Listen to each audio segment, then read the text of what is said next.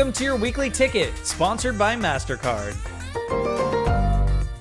A Quiet Place will be getting a third movie that will be a spin-off set in the Quiet Place world and is being written and directed by Jeff Nichols. John Krasinski, who directed and co-wrote the original 2018 film, as well as the yet-to-be-released sequel, came up with the idea for the spin-off and will serve as producer. Plot details are being kept under wraps for now, but the film is set to be released in 2022. Kristen Bell and Jonathan Groff, who respectively voiced Princess Anna and Kristoff in the Frozen movies, will be reuniting for a live-action musical. The musical is titled Molly and the Moon and hails from directors Craig Thompson and Carter Bays, the creators of How I Met Your Mother. The two stars will play parents-to-be in the movie who sing to their unborn baby in the womb. Isabel Fuhrman will reprise her role in an Orphan prequel, according to Variety, and the actress will serve as an associate producer on the film. In the original 2009 film, she played an adopted East European child with an incomplete historical file that leads to a shocking reveal. Deadline reports that Julia Stiles has also been cast in a role for the movie, which is titled Orphan: First Kill. Well, the holidays are just around the corner, and if you're looking for a little inspiration to get into the holiday spirit, don't panic. We've curated a list of the best holiday movies to watch at home. Seriously, there's nothing better than curling up on the couch and watching a holiday movie marathon. And here to guide us through some personal recommendations is Rotten Tomatoes correspondent Naz Perez. Hey there, Naz. Hi, Kale. How are you? I'm great. I've got a really difficult question for you, though. What are your favorite holiday films of all time? Okay, so you know how right now we're in that time between Halloween and Christmas? Yes. Well, I picked two films that are honestly so perfect for that time. My first one is The Nightmare Before Christmas. It is one of the best Disney movies ever, an animated classic brought to us by Tim Burton. I think this film is perfect for the entire family, and I love it because it can get you in a really spooky mood, but also a really festive mood. So if you've never seen this movie, it's about this skeleton named Jack. He's the Pumpkin King. He lives in Halloween Town, and he's sort of bored of this Halloween routine. But then one day he discovers Christmas and what Christmas is and basically tries to take it over. It is so much fun, especially for kids that are just trying to grasp what Christmas is, like seeing somebody discover Christmas for the first time.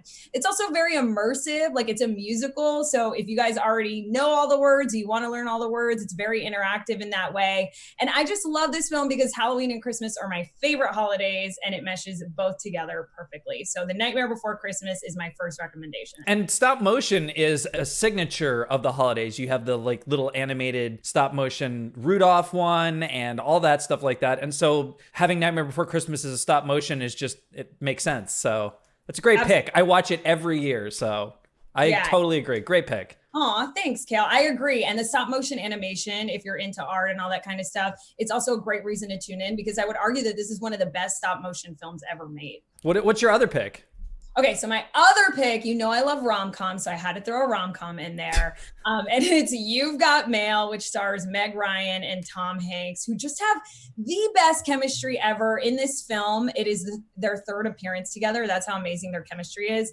And if you guys have never seen You've Got Mail, it's basically about two people who are in an online romance, and they are unaware of the fact that they're both business rivals. So they both own bookstores on the same street. It is completely unrealistic, but you know, Kale, that's why we love it. Especially if you're a single person watching from home like me. But also, like, I feel like all I have to say is Tom Hanks in a Christmas movie. You know, this man should be like in every Christmas movie ever. His character, Joe Fox, owns like the cutest dog named Brinkley.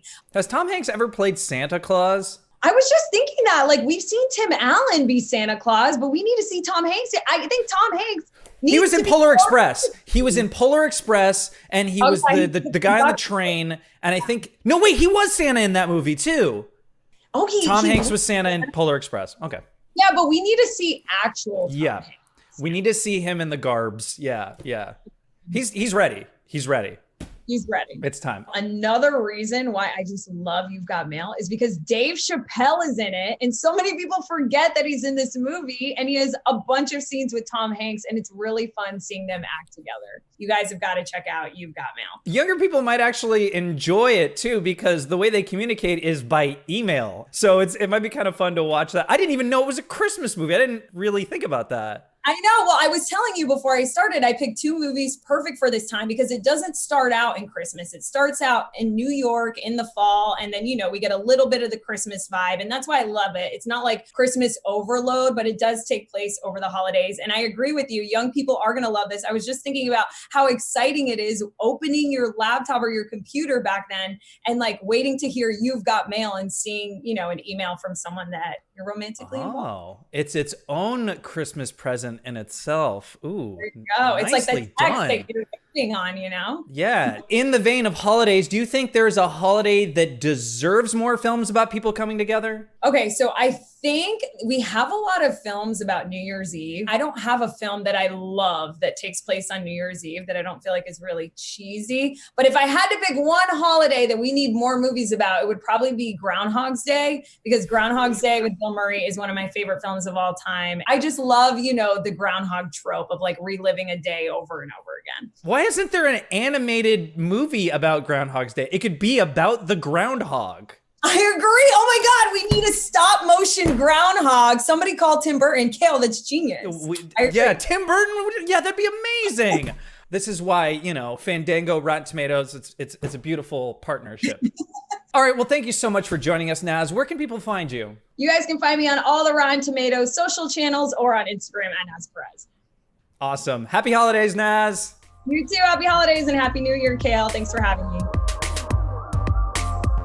Available to watch in theaters, Friday is Freaky. 17-year-old Millie Kelser, played by Katherine Newton, is just trying to survive the halls of Blissfield High and the cruelty of the popular crowd. But when she becomes the newest target of The Butcher, her town's infamous serial killer, played by Vince Vaughn, her senior year becomes the least of her worries. When the Butcher's mystical ancient dagger causes him and Millie to wake up in each other's bodies, Millie learns that she has just 24 hours to get her body back before the switch becomes permanent and she's trapped in the form of a middle-aged maniac forever. And available to watch at home on Friday, Chick Fight.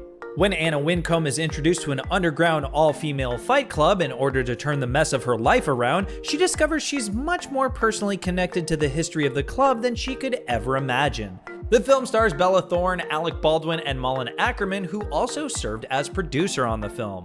Alright, well that's it for today, but check out that full list of holiday films in the link below and leave us a comment and let us know which one is your favorite. I'm Kale, and I'll see you next time.